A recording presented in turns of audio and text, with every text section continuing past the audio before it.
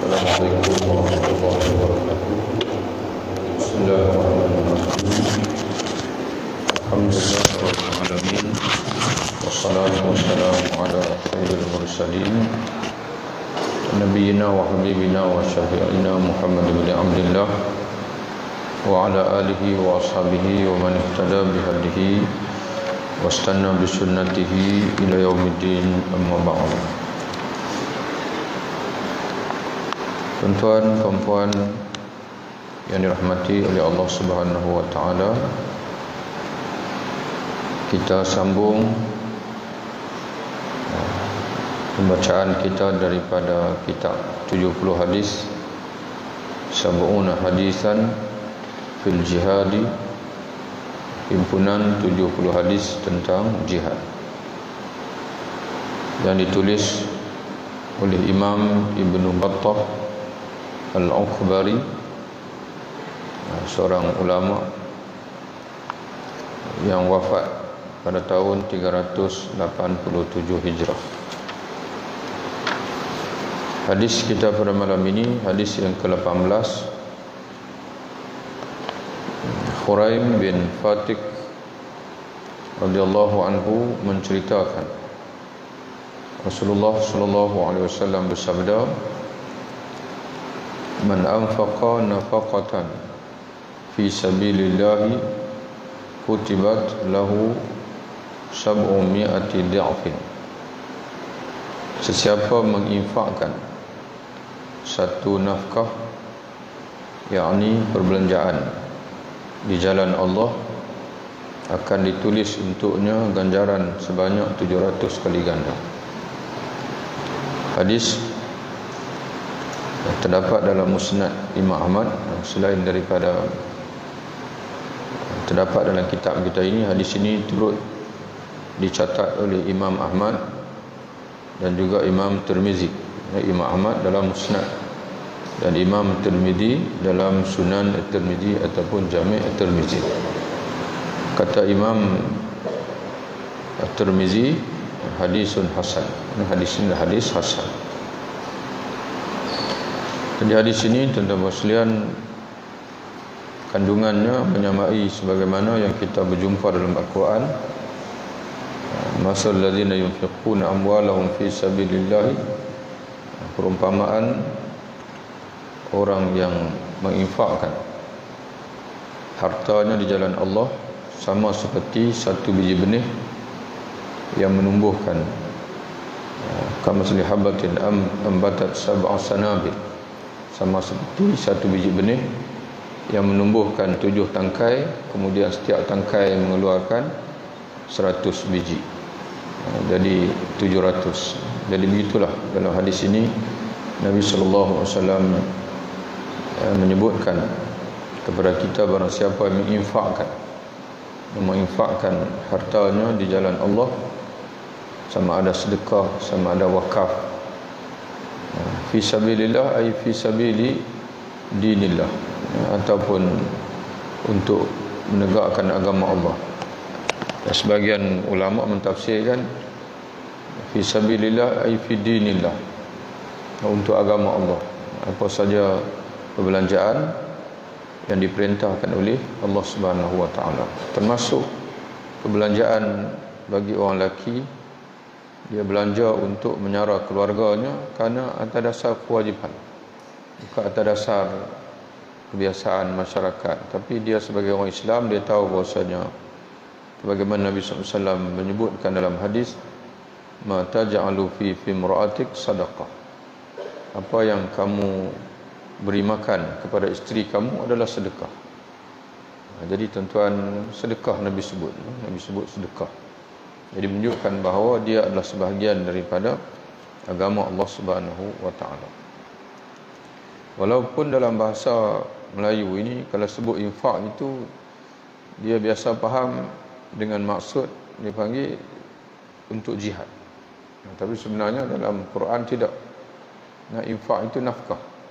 Memberi nafkah sama ada atas wajib ataupun nafkah yang sunat, asalkan dia tu adalah berada dalam daerah yang disebut oleh syarak sebagai ibadat.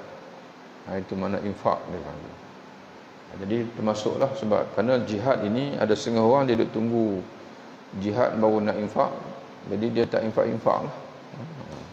Padahal tuan-tuan sekalian, di keliling rumah dia ada fakir miskin, dalam keluarga dia pun ada orang miskin, jadi dia tak tolong, dia tunggu nak bagi jihad. Dia nampak yang ideal. Tuan-tuan sekalian, biasanya orang yang hanya melihat yang ideal pun bila tiba masa dia tak buat juga. Sebagaimana zaman Nabi, orang yang tanya, "Ya Rasulullah, bila nak perang, bila nak perang?" Bila perang sungguh, dia yang lari dulu. Biasa begitu. Tapi yang senyap tak tanya pun, biasa bila perang dia perang. Jadi begitu tuan-tuan sekalian. Kita tak akan boleh buat yang besar kalau kita tak biasakan yang kecil. Dia tak boleh, dia panggil apa? Dia tak boleh kita harapkan diri kita ini kalau nak buat yang sunat, kalau yang fardu pun kita culas. Biasa begitulah. Biasanya begitu.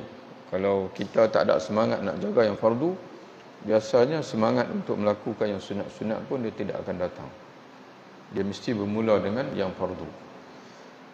Kemudian hadis yang berikutnya, Zaid bin Khalid Al-Juhani radhiyallahu anhu menceritakan Rasulullah sallallahu alaihi wasallam bersabda, "Man jahaza ghaziyan fi sabilillah faqad ghaza wa man khalafa ghaziyan fi ahlihi bi khairin faqad ghaza." Sesiapa mempersiapkan kelengkapan untuk seorang yang akan berperang di jalan Allah, maka sesungguhnya dia ibarat keluar berperang. Maksudnya dia akan mendapat pahala seolah-olah dia keluar berperang, sekalipun hakikatnya dia tidak keluar berperang. Sesiapa menggantikan orang yang keluar berperang untuk menjaga ahli keluarganya dengan suatu kebaikan selama orang itu di medan perang, maka sesungguhnya dia ibarat keluar berperang, yakni mendapat pahala seolah-olah turut sama keluar berperang. Hadis dapat dalam Sahih Al-Bukhari dan juga Sahih Muslim. Jadi dia tak keluar perang pun, tapi dia support perbelanjaan untuk orang yang keluar berperang, sama ada perbelanjaan senjata ke, ataupun perbelanjaan kenderaan ke, atau perbelanjaan mana keperluan hidup orang itu ke. Maka kata Nabi dalam hadis ini, sama macam dia yang keluar berperang, sama seperti dia yang keluar berperang. Sama juga sepanjang orang itu berada di medan perang, dialah yang ambil kisah keluarga orang itu. Dia pergi tengok anak kawan tu makan ke tak makan, keluarga macam mana. Kalau sebulan lah, 2 bulan, maka sama seperti dia yang keluar berperang. Jadi begitulah tuan-tuan sekalian, dalam kita memberi sumbangan untuk Islam ini, tak semestinya kita direct. Kerana direct ini, contoh macam tuan-tuan nak bagi kefahaman ilmu agama, sama ada dalam bentuk ibadat ke, dalam bentuk syariat ke, dalam bentuk nak beri kefahaman supaya orang ini sama-sama mengangkat syariat Allah Subhanahu Wa Taala, memberi kefahaman, tak kiralah apa saja bentuk syariat. Bukan semua daripada kita ini yang mampu bercakap. Dia ada orang tertentu yang Allah Ta'ala bagi malakah. Bahasa Arab kata malakah. Malakah ni maknanya keistimewaan. Dia ni kalau bercakap orang dengar. Kepandaian dia. Maka pada ketika itu kita buat majlis, kita pakat-pakat buat majlis. Kemudian kita kempen lah orang ramai, orang hadir. Jadi maknanya kalau berdasarkan hadis ini, yang menyampaikan tu dia, yang berceramah tu dia, tapi sama macam kita yang berceramah. Kerana asbab dia panggil, asbab datangnya dia itu adalah kita. Asbab datangnya dia itu adalah kita. Dan zaman hari ini pula tuan-tuan sekalian, dia bukan saja ceramah kuliah itu dalam bentuk direct. Kita boleh berkongsi, dia panggil kuliah-kuliah yang elok-elok, yang bagus-bagus, dia panggil yang tok-tok guru kita dan sebagainya, yang boleh memberi kefahaman pada orang lain. Itu juga sama macam kita berceramah juga. Jadi sebab itu tuan-tuan sekalian, di dunia ini kita tak nampak lagi sumbangan kita untuk Islam ini, kita tak nampak. Di akhirat nanti kita nampak.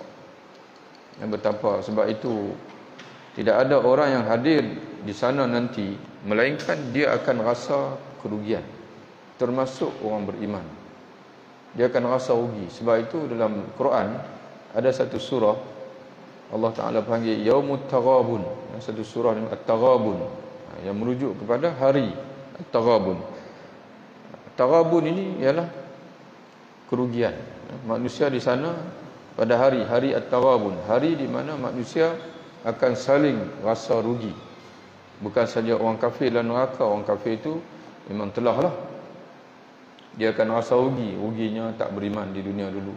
Kalau aku beriman sikit saja, nak ucap la ilaha illallah Muhammadur Rasulullah sikit saja, ruginya aku tak beriman. Hatta orang beriman sendiri yang duduk dalam syurga pun dia akan rasa ruginya tak buat lagi banyak, ya? Ruginya tak berkongsi kebaikan dengan orang lain. Jadi sebab itu, tapi orang kita pula satu pasal pula dia suka kongsi pula yang tak baik lah, yang sensasi. Jadi sebab itu tuan-tuan muslimin, wa amma bi ni'mati rabbika fahaddits, dan adapun nikmat Tuhanmu fahaddits, maka hendaklah kamu ceritakan. Adapun kejahatan, keburukan itu tak perlu diceritakan. Kalau perlu kita lapor polis, tak perlu sensasi. Dia ada orang-orang tertentu yang perlu menangani. Kalau benda buruk ini, kalau semakin banyak orang tahu, semakin susah nak diselesaikan. Suami isteri kalau bergaduh, kalau takaklah rumah, insya-Allah boleh selesai. Tapi kalau dah mula keluar daripada rumah, babitkan pak sendiri, pak mentua, tambah-tambah lagi masuk mahkamah, biasanya hujungnya adalah penceraian. Dah benda sikit saja. Benda tu sikit saja. Tapi oleh sebab ramai bersembang begitu begini dan sebagainya, ada orang menghasut, ada orang pengaruhi dan sebagainya. Tapi orang Islam hari ini salah satu benda yang dia terlepas belajar ialah dipanggil siasah, ataupun kita nak sebut apa dan sekalian, cara menangani al-amru bil ma'ruf wan nahyi 'anil munkar. Itu tak dipelajari. Maknanya kaedah yang diajar oleh ulama, macam mana kita nak mengajak ma'ruf dan nak mencegah munkar, khususnya nak mencegah munkar. Di antara kaedahnya, para ulama menyebutkan bahawa bila nak cegah munkar, pastikan jangan berlaku munkar yang kedua. Pastikan jangan berlaku munkar yang kedua. Kita suka tuan-tuan cerita sana cerita sini, kawan ni murtad. Orang yang ada sikit-sikit berasa nak murtad, dia kata ada orang murtad, dia pun maknanya ada kawan. Jadi begitu tuan-tuan sekalian. Jadi kita lapor pada polis, lapor pada pihak agama, jawatan kuasa, yang mana tanggungjawab dia untuk menangani persoalan-persoalan itu. Tapi benda baik kongsi. Benda baik tuan-tuan sekalian kita kongsi. Itu disebut oleh Allah, wa amma bi ni'mati rabbika fahaddits. Adapun nikmat Tuhanmu fahaddits, haddasa, mana cerita-ceritalah, sebut-sebutlah, kempen-kempen lah. Itu tuan-tuan dan puan yang dirahmati oleh Allah Taala sekalian. Dalam satu riwayat disebutkan, kutiba lahu mislu ajrihi hatta annahu la yanqusu min ajrihi al-ghazi syai'un. Cuma tuan-tuan sekalian, kita cerita tak habis tadi, bukan tak boleh, bukan ulama-ulama tutup terus. Kita ni cerita keburukan. Ada 8 kes. Tuan-tuan boleh tengok dalam pandangan Imam An-Nawawi, mana memang kita kena sebut. Di antaranya ialah jika sekiranya kejahatan itu jika tak disebut kepada orang lain, menyebabkan orang akan terpengaruh. Terutama sekali kalau kejahatan itu memang telah disebut oleh orang yang berpengaruh. Contoh macam dipanggil orang yang ada nama lah, dia sebut, dan bimbang takut terpengaruh, maka kena ada seorang lain pula yang counter. Itu tak apalah, memang perlu. Ataupun jika sekiranya tak dibagi tahu, kita merasakan bahawa akan ada orang yang akan tertipu, kita sudah tertipu, dan orang yang menipu kita itu sedang berjalan dalam masyarakat. Kalau kita tak bagi tahu, mungkin akan ada orang lain, yang kedua, yang ketiga, yang keempat. Maka pada ketika itu boleh kita berjalan. Sebagai contoh, para ulama memberi contoh kepada bil misal ittadhal maqal, kata ulama. Dengan contoh ini maka ucapan tu dia jadi jelas. Contohnya, kalau kita saja nak sembang pasal keburukan orang lain, walaupun dia buat benda buruk itu hukumnya haram, dipanggil mengumpat. Kalau kita sembang benda yang dia tak buat, dipanggil fitnah. Dua dosa lah. Fitnah satu, mengumpat satu. Mengumpat ni menceritakan keburukan orang lain di belakang dia, walaupun benda itu dia buat sungguh, benda buruk. Kalau dia tak buat, mana kita fitnah. Jadi tuan-tuan sekalian, hukum mengumpat kita sedia maklum, hukumnya adalah haram. Tapi jika sekiranya dalam suatu situasi, ulama-ulama kita bagi contoh, ada orang minta pandangan kita. Dia ada anak perempuan, seorang lelaki masuk Minang, anak perempuan dia. Dan dia tanya kita, saya nak tanya kamu, dengan kata kamu ni dengan si lelaki yang masuk Minang, anak saya ni kamu kenal, kamu kawan rapat, saya nak tanya pendapat kamu. Apa pendapat kamu tentang dia? Dan kita tahu, kebetulan tuan-tuan sekalian, kita tahu, kita kerja satu pejabat dengan dia, dia ni memang kaki tak semayang. Kalau kita senyap pada ketika itu, apa akan jadi pada anak perempuan tu? Anak jiran kita tu orang soleh, anak dia pun, jiran kita orang soleh, anak dia pun soleh. Dan kita tahu, dan para ulama sepakat menyatakan bahawa bila nak kahwin lelaki perempuan, lelaki kena kufuk. Kufuk ni ada ketika ditengok dari segi taraf hidup, ada ketika dilihat dari segi cantik, ada ketika dilihat dari segi pekerjaan. Tapi kufuk yang paling utama ialah agama. Dia kena ingat gitu. Perempuan yang salihah tidak kufuk dengan lelaki yang tak soleh. Dan tak mustahil kalau dia kahwin dengan lelaki yang tak semayang, nanti dia tak semayang. Duduk semayang elok di bawah jagaan bapak dia daripada kecil, tapi silap pilih calon, akhirnya dia tak semayang. Maka pada ketika itu, tuan-tuan sekalian, kita kena tawakal Allah, kena bagi tahulah. Setakat saya kawan dengan dia, saya tahu dia tak semayang, dia orang tak baik. Itu habis tak mengumpat ke? Tuan-tuan sekalian, maslahah, dipanggil masalah yang lebih besar. Tapi setakat itu sajalah. Jangan duk perendang pula. Jangan duk menambah pula. Setakat yang perlu saja. Oleh sebab kamu tanya saya nak bagi tahulah bahwasanya dia ni setakat dia berkawan dengan saya ni memang dia tak jaga agama. Begitulah tuan-tuan sekalian. Maknanya terpulang pula dialah untuk pilih selepas itu. Jadi itulah tuan-tuan sekalian, dalam masyarakat kita pada ini ada isu-isu yang mana ulama-ulama terpaksa berterus terang. Di antaranya yang menyebut individu-individu yang tertentu, dia masuk dalam bab inilah.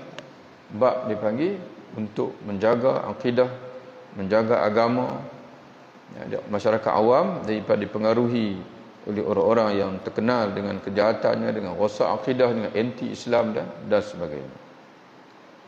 Jadi kita jelaskan lebih lanjut supaya tuan-tuan jangan silap faham. Kerana ada orang dia pukul rata. Dia kata ulama pun mengumpat juga. Bukan mengumpat tuan-tuan sekalian. Kadang-kadang ulama terpaksa jelaskan. Hatta terpaksa sebut nama. Kerana pemikiran dia itu pemikiran yang bercanggah secara jelas dengan syariat Allah Subhanahu wa taala. Ala kulli hal tuan-tuan sekalian, bagi kita sendiri, bila kita nak sebut keburukan orang ini, mesti dengan hati yang jujur.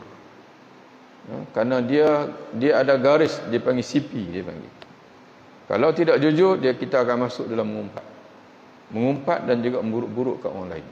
Tapi kalau kita jujur, kita berasakan kena sebut, kalau tak sebut nanti orang akan rosak agama.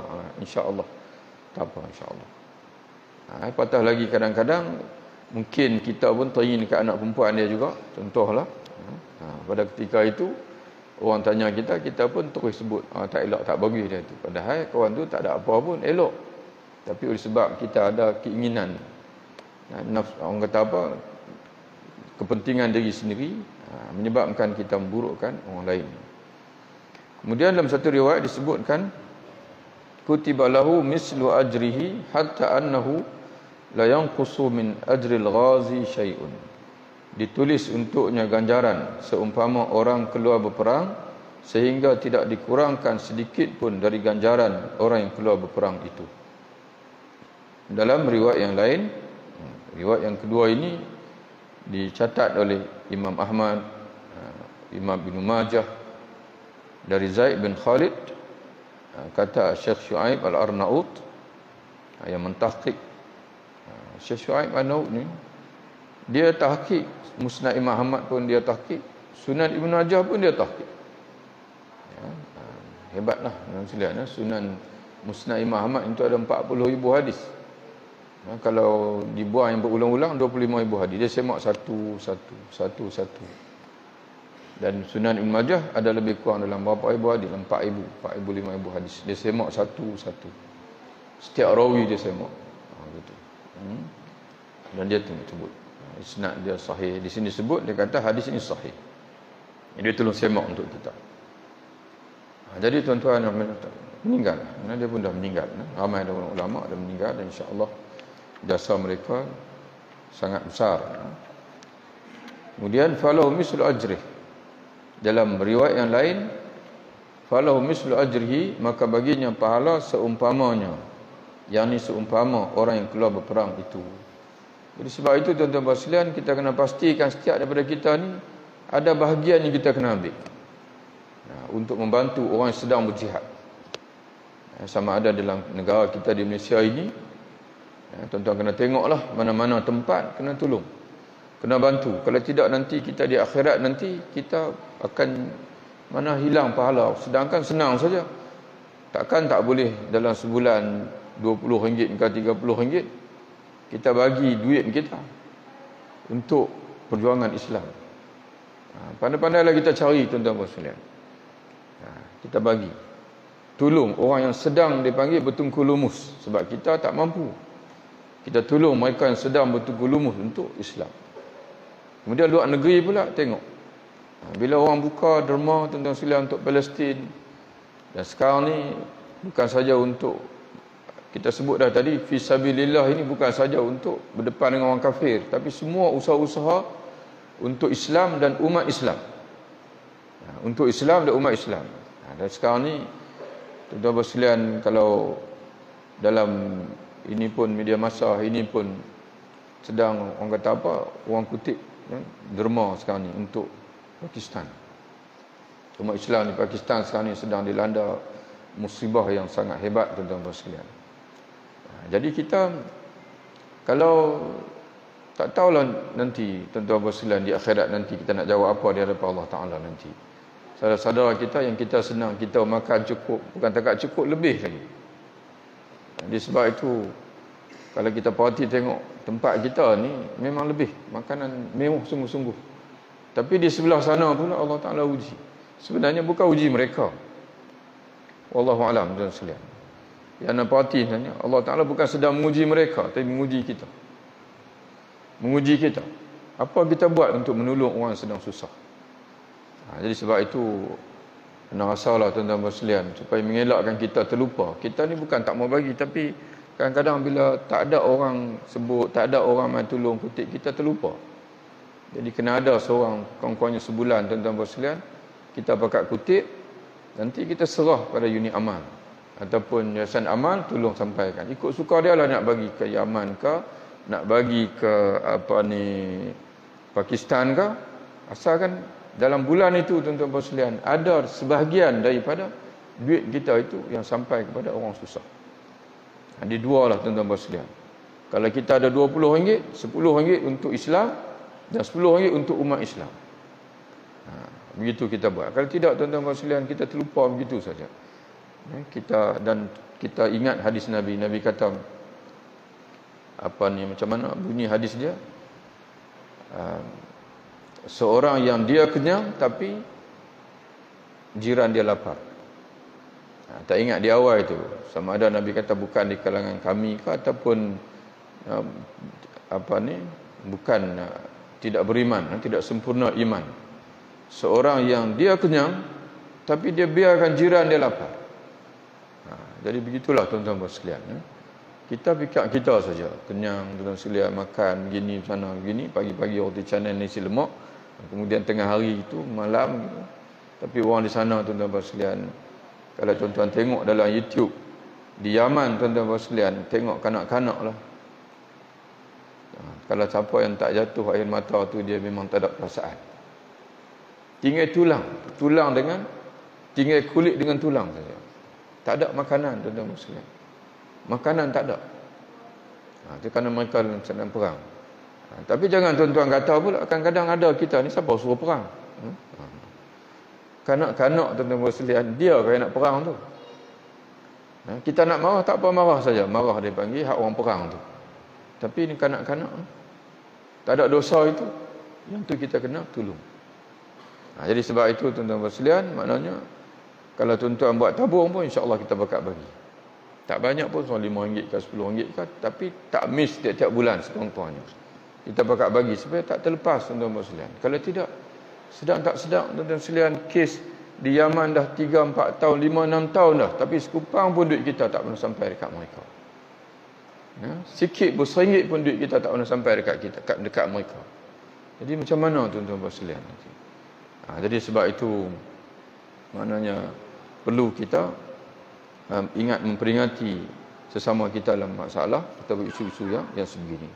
Dan kita ulang balik tuan-tuan sekalian, dua benda yang kita kena salurkan infak kita selain daripada keluarga lah. Dua benda. Satu untuk agama dan satu lagi untuk umat. Untuk umat Islam. Agama tu ikutlah tuan-tuan sekalian, nak bantu mana-mana. Asalkan orang itu yang sedang bertungkul lumus.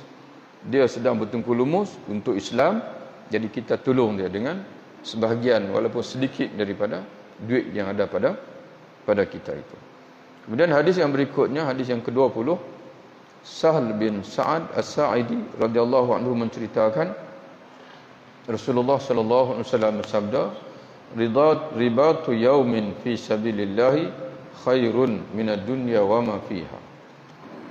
Mengikat diri walaupun sehari di jalan Allah lebih baik dari dunia dan segala kekayaan yang ada di atasnya. Hadis dalam Sahih Al-Bukhari.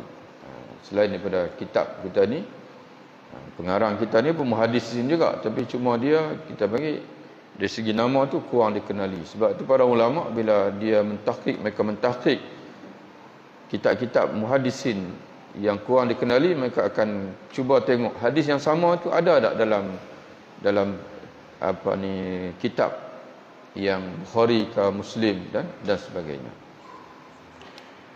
Jadi tuan-tuan sekalian, itu bagi orang yang mana dia hadir di medan perang, walaupun satu hari dia duduk di sana, ribat dipanggil, dia ikat diri dia tak lari daripada medan perang, maka dia lebih baik berdunia dan segala kekayaan yang ada di atas muka dunia itu.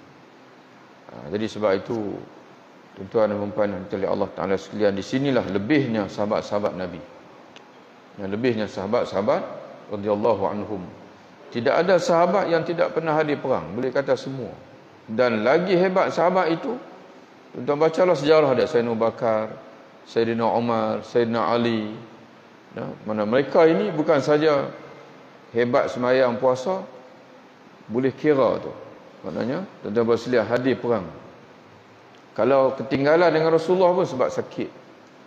Dengan sebab Rasulullah utuskan dia tu untuk jaga Madinah. Rasulullah sallallahu alaihi wasallam bila dia pimpin sendiri perang, dia akan lantik seorang khalifah untuk jaga Madinah, untuk sembahyang, dipanggil sembahyang berjamaah bersama dengan yang perempuan, orang tua-tua yang masih ada di Madinah, sebab Nabi pimpin sendiri.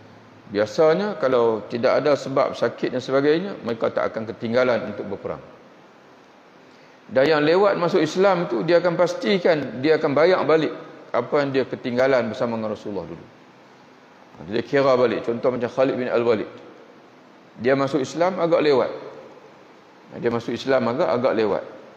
Ketika perang Uhud, dia masih dalam pihak kafir lagi. Sebaik dia masuk Islam, tuan-tuan sekalian, dia kira satu-satu berapa dia ketinggalan, dan dia akan pastikan lebih daripada yang dia ketinggalan itu. Sehingga kan bila dia meninggal, tuan-tuan sekalian, dia hampir meninggal, dia teriak, dia menangis. Orang kata, apakah kamu takut nak berdepan kematian sedangkan kamu berjihad bersama dengan Rasulullah, berjihad bersama dengan Sayyidina Abu Bakar, berjihad bersama dengan Sayyidina Umar? Dia kata bukan, dia kata setiap kali aku keluar berperang, sama ada bersama Rasulullah, sama ada mana di zaman Rasulullah, zaman Abu Bakar, aku tidak berniat untuk pulang. Ya, aku nak mati syahid. Tapi Allah Ta'ala mentakdirkan akhirnya aku mati di atas katil ini. Itu dia teriak itu. Dan orang yang memandikan jenazah dia ada 80. Benda sekalian. 80 kesan dia panggil. Dia panggil apa kita panggil? Parut di tubuh. Parut tetakan, benda sekalian. Parut panah. Parut ada 80. Itulah kelebihan sahabat-sahabat Nabi yang mana tak ada siapa boleh lawan. Kerana Islam mereka itu bukan saja sembahyang, puasa, menuntut ilmu. Islam mereka itu adalah hadir di medan perang, di medan jihad. Itu kelebihan mereka yang menyebabkan Syahid Said Qutb rahimahullah, dia menetapkan satu istilah kepada generasi sahabat ini adalah Jilul Quranul Farid. Generasi Al-Quran yang satu-satunya, yang unggul. Tak boleh jumpa dah. Tapi individu Quran tu kan jumpa. Sepanjang zaman ada. Tok-tok guru kita, Dr. Baslian yang sama macam kepribadian sahabat dari segi waraknya, dari segi sembahyangnya, kita akan jumpa. Tapi dari segi generasi yang mana kesemua tu satu passion, dia panggil, dengan jihadnya, dengan sembahyangnya, dengan menuntut ilmunya, tak akan jumpa lah. Melebihi daripada generasi sahabat-sahabat radhiyallahu anhum. Dan Allah Ta'ala sendiri pun dalam Quran, Allah Ta'ala memuji mereka sebagai orang yang dikurniakan keredaan oleh Allah, sebagai Muhammadur Rasulullah walladzina ma'ahu asyidda'u 'alal kufar. Allah Ta'ala sebut Muhammad itu adalah Rasulullah, dan kemudian Allah Ta'ala sebut orang-orang yang bersama dengan dia, yakni sahabat-sahabat. Sahabat-sahabat radhiyallahu anhum, Allah Ta'ala sebut tentang mereka. Kemudianlah hadis yang berikutnya, Salman Al-Farisi radhiyallahu anhu menceritakan, aku mendengar Rasulullah bersabda, ribatu yaumin wa lailatin khairun min siyami syahrin wa qiyamihi wa in mata jara alaihi amaluhu alladhi kana ya'maluhu wa ujri alaihi rizquhu wa aminal fatan. Mengikat diri di medan perang sehari semalam adalah lebih baik, yakni lebih besar pahalanya daripada puasa sebulan disertai dengan sembahyang di waktu malamnya. Siang hari puasa, malam sembahyang tak berhenti. Tak boleh lawan dengan orang yang duduk sehari di medan perang. Itu Nabi sebut, tak boleh lawan. Orang yang duduk satu hari di medan perang lebih baik daripada puasa sebulan penuh disertai dengan sembahyang di waktu malamnya. Dan jika dia mati, akan berjalan pahala amalannya itu, yakni pahala mengikat diri itu, dan berterusan rezeki untuknya, serta akan selamat dari malaikat yang menguji, yakni menyoal dalam kubur, yakni malaikat Munkar dan Nakir. Mana dia mati, dia mati dah, Allah Ta'ala teruskan pahala dia tu sampai bila-bila. Pahala duduk di medan perang tu sampai bila-bila. Dia mati saja, terus Allah Ta'ala bagi rezeki dekat dia, bawa syurga terus, bagi terus, dipanggil nikmat syurga tu kepada dia. Tak bukan tunggu hari kebangkitan apa, tidak. Ini kehebatan dipanggil orang yang mati syahid. Orang yang mati di medan peperangan di jalan Allah Subhanahu wa taala. Jadi sebab itu tuan-tuan sekalian, mereka ini berada dalam tangga yang ketiga, al-anbiya, as-siddiqin, asy-syuhada, as-salihin. As-siddiqin ni siapa tuan-tuan sekalian? Itu macam Sayyidina Abu Bakar, Sayyidina Umar. Walaupun mereka tak mati sebagai syuhada, tapi mereka tinggi daripada syuhada. Dan sebagian ulama menyatakan as-siddiqin ini ialah orang yang dipanggil, kalau mujahid tadi, yang jihad tadi ni, mereka bergelumang di medan perang. As-siddiqin ni pula, mereka bersama dengan masyarakat, dalam kancah masyarakat, memberi kefahaman kepada masyarakat, menegakkan Islam dalam masyarakat. Dalam bahasa lain, kita sebut al-ulama'ul amilin, ulama yang beramal. Mereka pun tak ada masalah juga untuk diri sendiri. Ribat juga tuan-tuan sekalian, ribat juga, mengikat diri juga. Kalau satu di medan perang, ni mereka mengikat diri bersama dengan masyarakat, memahamkan pada masyarakat, mempertahankan Islam. Itu mereka lebih tinggi daripada, sebab kalau tidak ada ulama amilin, tidak akan ada syahid. Tidak akan ada syuhada. Jadi timbulnya masyarakat yang nak syahid ini kerana ulama berfungsi. Ulama menyampaikan hadis, ulama tidak takut. Jadi sebab itu tuan-tuan sekalian, kita dalam sejarah Islam, kita bertemu dengan ulama-ulama yang cukup hebat. Dia la yakhafuna laumata laim. Dalam satu Quran, Allah Taala kata mereka tidak takut celaan orang yang mencela. Nak katalah kami ni terpaksa bercakap. Allah Taala suruh berkata begitu. Allah Taala yang suruh sampaikan. Yang kita pula duk suruh dia sengak. Marah bila alim ulama bercakap tegas. Kalau boleh kita ni nak suruh tutup guru ataupun orang kata apa, alim ulama kita ni slow sikit. Dia tidak bekerja bagi pihak kita. Kalau dia seorang alim, dia bekerja bagi pihak Allah Ta'ala. Al-ulama warasatul anbiya. Ulama ialah waris para nabi. Macam kita sebut tokoh Syed Qutb tadi, kena gantung. Tuan-tuan sekalian, dia kena gantung. Kerana mempertahankan prinsip dia. Pada ketika itu Jamal Abdul Nasir, Ishtirakiyah, sosialis. Jadi begitulah juga Imam Hassan al-Banna, tokoh-tokoh ini tuan-tuan sekalian. Dan sepanjang zaman. Dan mereka ni mengajar kita bahwasanya kebenaran itu mesti dipertahankan walaupun dengan darah. Sebab itu umat Islam tuan-tuan sekalian, walaupun Imam Al-Ghazali dalam kitab Ihya Ulumuddin dia menyebutkan masalah besar sebenarnya bukan duduk pada pemerintah. Masalah besar sepanjang zaman ini ialah pada ulama yang jahat.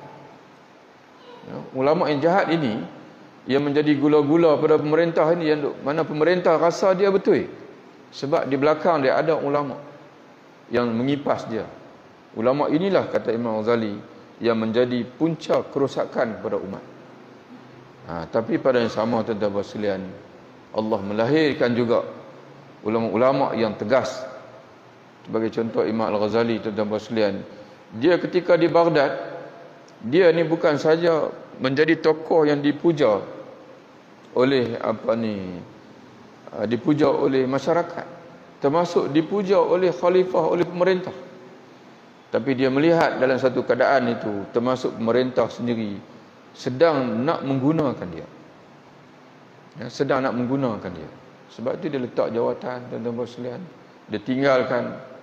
Dan dia di antara tokoh tuan-tuan sekalian, walaupun kita parti kalau zaman tu sendiri pun khalifah walaupun dah dengan kemewahan dah ada berlaku, tapi lebih baik banyak daripada zaman ini.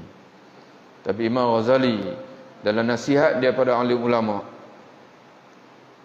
kena minimalkan bersama dengan pemerintah. Kalau tidak, kamu tak akan boleh bercakap benar. Sebab itu tuan-tuan perhatikan, ulama-ulama yang mujtahid hebat-hebat tuan-tuan sekalian, mereka tak pegang jawatan.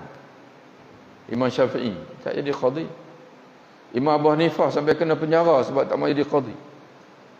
Sebab mereka tahu jika sekiranya mereka memegang jawatan pihak pemerintah dalam keadaan kalau pemerintah itu salih, macam Sayyidina Abu Bakar, Sayyidina Umar Abdul Aziz, tak apa.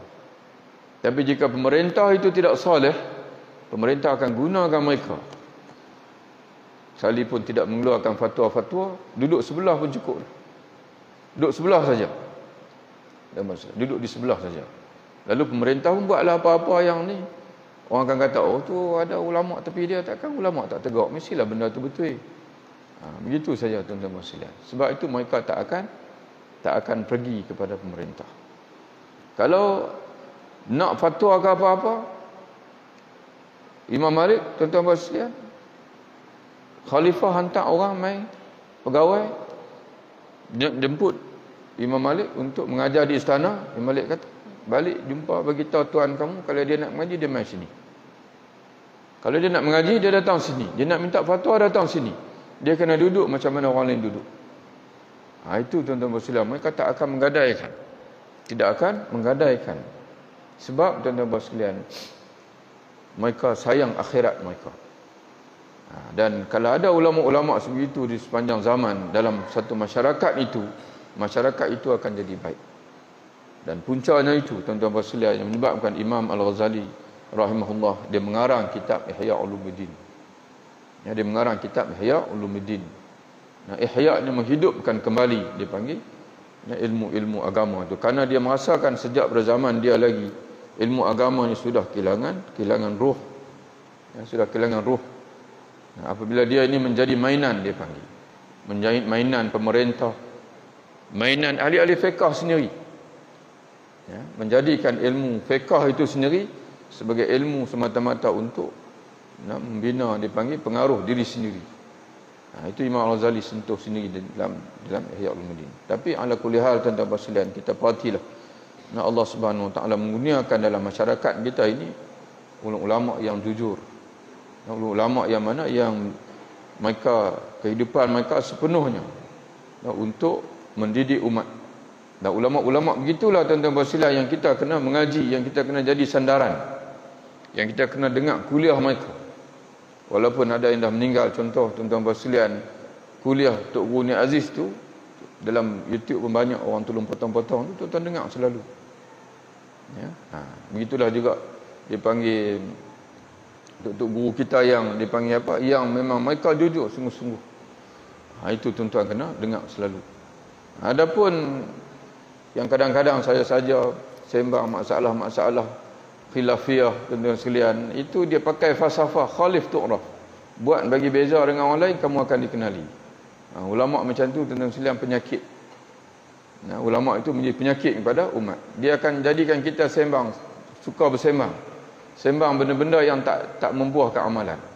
Akhir sekali kita akan bergaduh sama-sama sendiri. Jadi sebab itu, tuan-tuan sekalian, kita cerita bagi panjang sikit, kerana sebagaimana Imam Al-Ghazali sebut tadi, bahwasanya kerosakan umat dan juga termasuk kerosakan pemerintah itu sendiri, punca besarnya ialah pada ulama. Pada ulama yang mana yang, dan Imam Al-Ghazali gunakan istilah ulama usul, ulama jahat dia panggil, ulama dunia, ulama dunia. Jadi kita kena hidup dengan ulama akhirat. Kita hidup dengan ulama akhirat. Kemudian tuan-tuan sekalian, dalam riwayat yang lain terdapat tambahan wa bu'isa yaumal qiyamati syahidan, dan dibangkitkan pada hari kiamat sebagai seorang syahid. Maknanya orang yang mati ketika berjaga di medan perang, dia akan dibangkitkan di hari kiamat sebagai seorang syahid.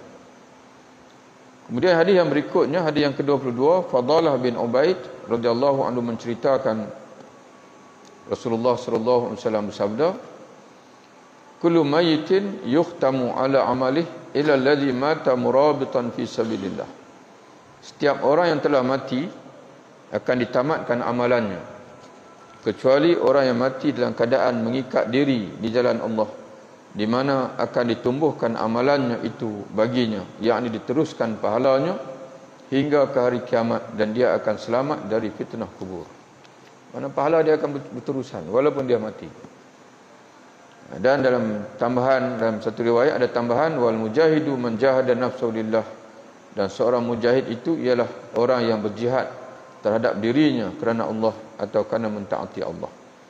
Hadis ini direkodkan oleh Imam Tirmizi dalam Sunan At-Tirmizi, hadis hasan sahih. Tuan-tuan sekalian, di sini Nabi sebut satu orang yang mati ketika di medan perang, pahalanya akan berjalan sampai bila-bila. Di sana ada hadis Nabi sebut ada amalan-amalan lain, di antaranya wakaf.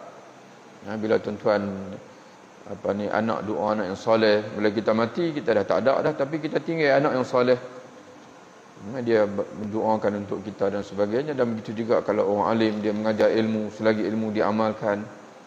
Jadi tuan-tuan sekalian, sebab itu hadis ini kita tak boleh baca satu hadis lalu kita nak tutup pintu pada benda lain. Dia mana akan berlaku kesilapan lah. Hadis ini Nabi sebut hanya salah satu daripada amalan yang seorang itu buat walaupun dia dah mati, pahala akan terus berjalan. Di sana ada hadis lain lagi, iaitu sadaqatun jariyatun, ilmu yang yuntafa'u bihi, waladun salih, mana kebaikan-kebaikan yang lain yang kita buat. Jadi tuan-tuan sekalian, mana rebutlah, kita rebutlah apa saja amalan yang mana bila kita mati nanti kita pahala masih berjalan untuk kita sampai di akhirat. Di antaranya adalah dengan kita wakaf, kemudian kita bantu Islam dan sebagainya, insya-Allah. Wabillahi taufik. Assalamualaikum warahmatullahi wabarakatuh.